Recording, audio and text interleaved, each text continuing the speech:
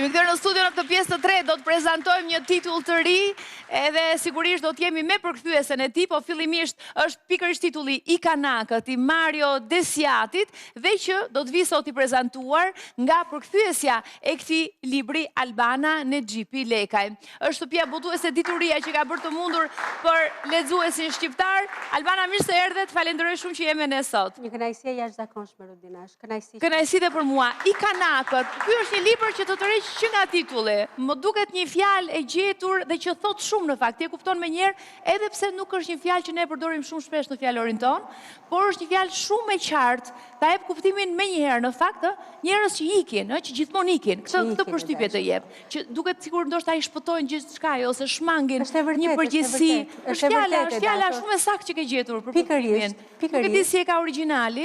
Në fakt, I Kanakët është një gjetje që e kemi bërë me shtëpinë botuese, konkretisht e ka bërë drejtuesa e saj Mariana Ymeri, që unë e përshëndes. Titulli në origjinal në fakt ishte shumë I vështirë për të përkthyer në shqip. Në italisht është Spatriati, mirë po në italisht nuk ka të dësuarit. Mirë po ne nuk e kemi në shqip, nuk e vëm dot titull këtë.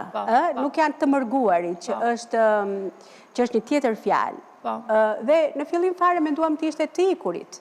Të ikurit duke je thatë nga pikpamja letrare, dhe vendosëm ram dakord që të ketë I Kanakët, që ka edhe dozën e letrares, por edhe thelbin e librit në fakt që flet për dy të rinj që largohen nga vendi I tyre për të gjetur vetveten. Bukur, interesante. Le të sjellim seri që kemi përgatitur ne për librin dhe kthehemi sërish në bisedë. Një roman I cili trajton një temë shumë aktuale, çfarë do të thotë të mos ndihesh kur plotësisht në vendin tënd. Romani I Kanakët I Mario Desiatit është një nga zërat më përfaqësues të letërsisë italiane të viteve të fundit.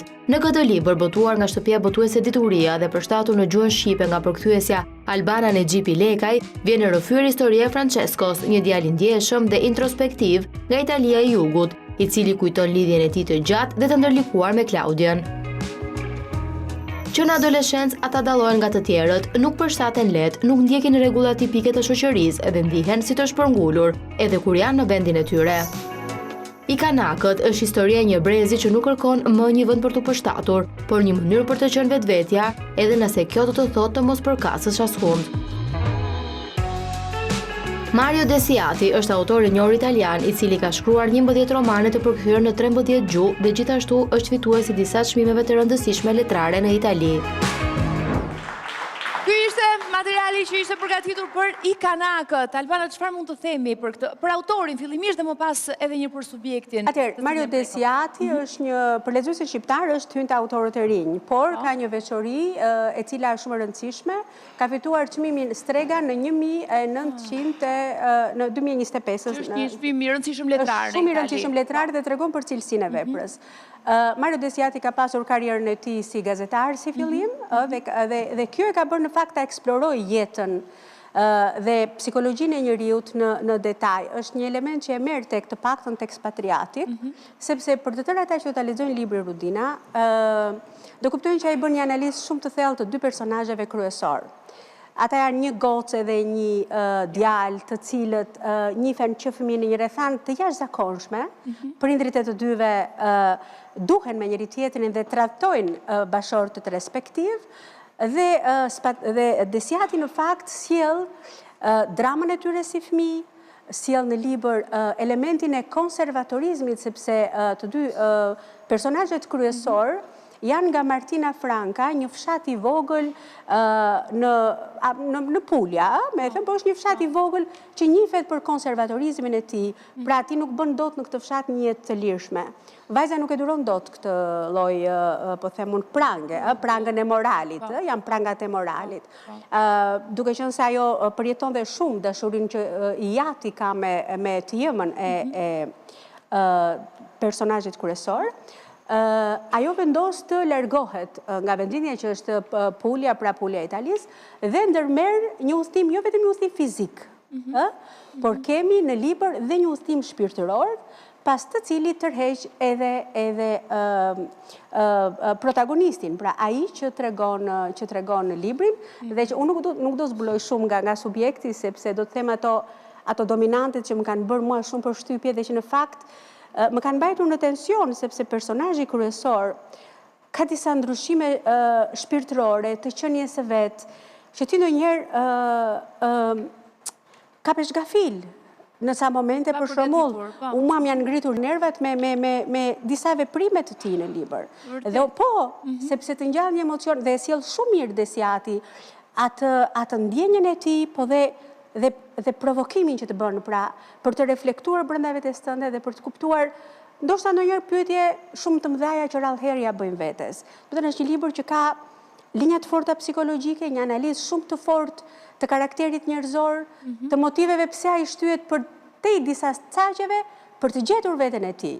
Më thënë, unë ta vlerësoja, është një nga librat të paktën në pikpamje letrare, është një nga librat më të vështirë që kam shqipëruar, dhe unë nuk kam shqipëruar pak e dashur, kam shqipëruar diku mbi 30 tituj. Është një nga librat më të vështirë që kam shqipëruar, pikërisht sepse ai përdor këtu edhe terminologji që i ka marrë nga fjalorët e vjetër të zonës, që i përkasin viteve 1800, pra që ti e ke shumë të vështirë, ti shqipërosh me një fjalë, si që ndodhë rëndom kur ti përkthen librin, por për të cilin ti duhet të shqipërosh me një fjali apo me një frazë caktuar. Dhe ai në fakt e bën këtë në libër, dhe në krye të çdo kapitulli, kush do ta marrë librin, unë e sugjeroj me A mund ta lexoj një fragment nga hyrja në fakt? Me kënaqësinë më të madhe. Sepse jam e sigurt që ky është një libër që do të përfshi pastaj në momentin që e lexon të tërin, edhe ndoshta nuk është paragrafi i dur, po gjithmonë hyrjet unë mendoj që ti kupton shumë edhe nga stili të shkruarit i autorit, po ashtu edhe nga mënyra se si është përkthyer. Kur një masë e ftohtë ajri puqet në tokë me një masë ajri të ngrohtë, kjo e fundit ngrihet drejt qiellit. Krijon kështu stuhit, shijeve të tima, ujë e zjarr. Nuk e kuptova kur se cili prej të dyve ishte i ngrohti dhe cili i ftohti, por ndije me fat që të kundërtën time e gjeta te Claudia Faneli, i Kanakja, siç i quajnë nga anët tona të paparashikueshmit, të parregulltit, të paklasifikueshmit, ndonjëherë edhe të marrët apo jetimët, ose të papunët, beqarët, endacakët, shtektarët, ndoshta edhe të shpenguarit, si në rastin tonë. Ky është vetëm fillimi, por që jam e sigurt me një fjalor shumë të pasur duket, në fakt kudo që e shfleton është një gjuhë shumë e pasur, e përdorur edhe turoj shumë për këtë përkthim. Mesazhi kryesor, çfarë do të gjejë lexuesi? Lexuesi do të provokohet shumë me këtë libër. Se do të ka elemente që provokojnë debatet me marrëdhënien me kishën, ka elemente që provokojnë pyetjet e mëdha të jetës, çfarë jam unë dhe kujt i përkas, por mbi të gjitha do të gjej një mënyrë me cilën të shkoj tek vetja, qoftë edhe duke u larguar përkohësisht nga rrënjët. Jam e sigurt që kurioziteti tashmë shumë i lartë për ta lexuar këtë libër, besoj që gjendet tashmë i shpërndarë në të gjitha libreritë e Tiranës, i Kanakët. Mario Desiati, edhe njëherë nga shtëpia botuese Dituria dhe përkthyer nga Albana Nexhipi Lekajt. Falenderoj shumë Albana që ishe me ne në kënaqësi e veçantë për ta dhe të presërish me përkthimet e tjera të tua. Faleminderit. Jemi në fund të dashurinj, faleminderit që na ndoqët të gjithëve. Do të shihemi sërish nesër. Kalofshim mirë.